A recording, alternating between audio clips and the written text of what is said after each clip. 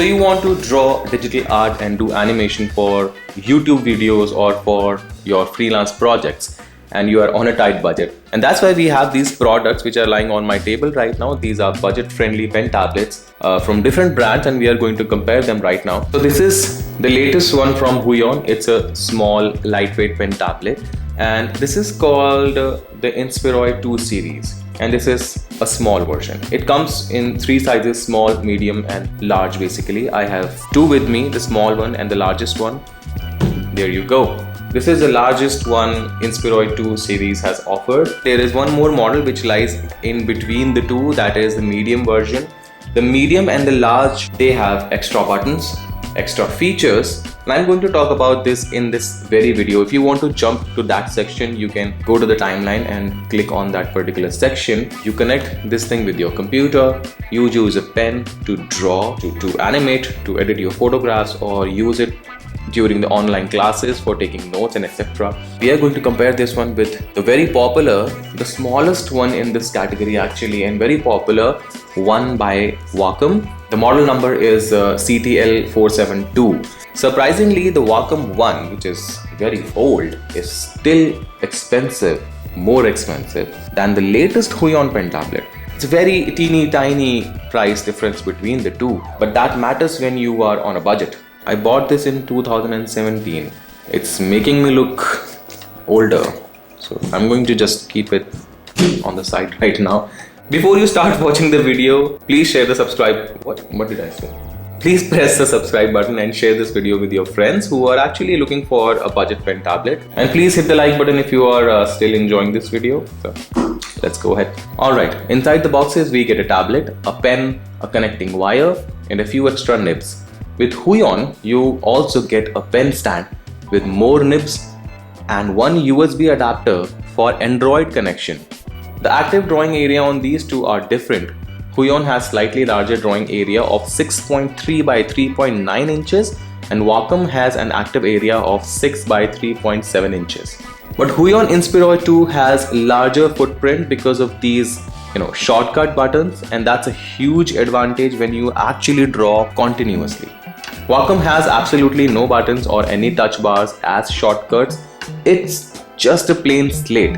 It's not a bad thing though. I do understand that many artists just want the tablet to be as small as possible, and this roller thing for zooming in and out is just great. All these 6 buttons and the roller can be reassigned in the Huion Driver. Now comes more important part, the performance of the pen and the resolution of these tablets. Huion Inspiroy 2 series has a Pentec 3.0, 8192 pressure levels of Huion versus just 2048 pressure levels of the Wacom. You are definitely going to notice the difference here. Huion pen feels more comfortable with this rubber grip. It is slightly bigger and the material is more premium. Physical feedbacks of both the pens are very similar, but the stroke quality is definitely better with the Huion Inspiroy 2 with a higher resolution of 5080 LPI versus 2540 LPI of Wacom. Huion comes with USB Type A to USB Type C cable, which makes it more reliable and less fragile than the Wacom's micro USB cable. I'm still not able to justify the micro USB cable of the Wacom pen tablet. I don't know why it is still there. One of the best features with Huion pen tablet is their Android compatibility, and I just don't understand why Wacom is still not getting that feature in their small tablets. Though I don't use the Android function that much, but it is still a great feature for a number of things. For example, taking an online session with whiteboard for teachers and students making notes on their phones. It's just like that sunroof in your car, which you might not use every time, but it's just good to have one in your car, right? Also, the main problem is I can't connect Wacom with my computer directly because it's still not giving any USB-C kind of adapter to connect it with my MacBook. And this is so irritating because to connect Wacom with my MacBook, I have to use an adapter given by Huion. So in my books, this Inspiroy 2 is much better than one by Wacom. Alright, so we are done with the comparison, and now I'm going to open the large big brother H1061P model. And let's see what extra features this one has over the small one, just in case you want to upgrade to a larger pen tablet from a smaller pen tablet. So let's find out. And like the smaller one, it has the same pen and it can be connected with the Android phone as well. But the extra features we are going to talk about is the buttons, the extra buttons this one has. Everything inside the box is pretty much the same pen holder, the same data cable and the same pen. So we are just going to put this box aside.